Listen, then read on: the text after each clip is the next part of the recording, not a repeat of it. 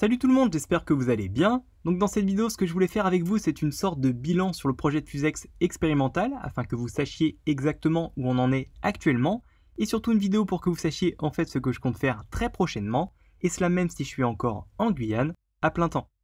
Alors pour commencer, et si j'essaye d'être le plus synthétique possible, le projet a du coup un peu stationné depuis octobre 2020, où je suis parti pour débuter les premières missions Ariane 6, ce qui ne nous a pas empêché d'avancer quand même sur plusieurs points, notamment concernant la composition des blocs de propergol et de leur qualité. D'ailleurs, à noter qu'aucun test de moteur supplémentaire n'a été effectué depuis octobre 2021, où nous avions essuyé, je vous le rappelle, un échec à l'allumage des pins, ce qu'il nous faudra donc retester à nouveau avec la nouvelle colle que nous avions identifiée, comme celle offrant les meilleurs résultats de combustion dans un épisode précédent. Donc ce que je propose de faire du coup dans un futur essai, ça va être de tester à nouveau le moteur avec la tuyère et le bouchon version 2 et avec le même chargement que lors de la dernière tentative de lancement, mais surtout cette fois-ci en essayant de mesurer électroniquement sa poussée via un système que nous allons essayer d'utiliser, soit celui-ci.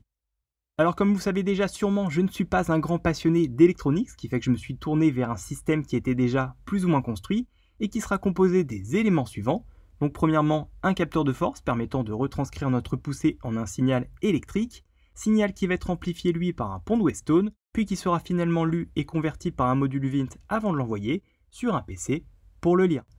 D'ailleurs, en plus de ce système électronique, il faudra aussi que nous construisions une structure permettant de réaliser l'essai, ce que j'imagine cette fois comme ceci, soit une structure en bois plantée dans le sol, accueillant le moteur verticalement, contrairement à nos précédents essais qui étaient effectués eux à l'horizontale, et le tout soutenu par quelques sangles, comme habituellement, à chaque coin.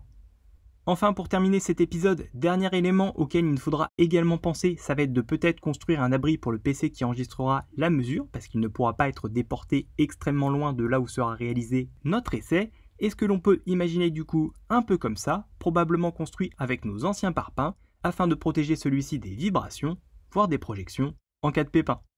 Donc ça, c'était pour le programme qui nous attend. Encore une fois, ça risque de se faire au ralenti puisque je serai très peu en métropole les mois qui viennent. Mais comptez sur moi pour ne pas lâcher le projet que nous avions lancé il y a 3 ans, surtout maintenant que nous avons un terrain à notre disposition pour pouvoir lancer notre fusée. A très bientôt sur ce projet. N'hésitez pas à regarder la prochaine vidéo sur une toute autre thématique. Et je vous dis à plus.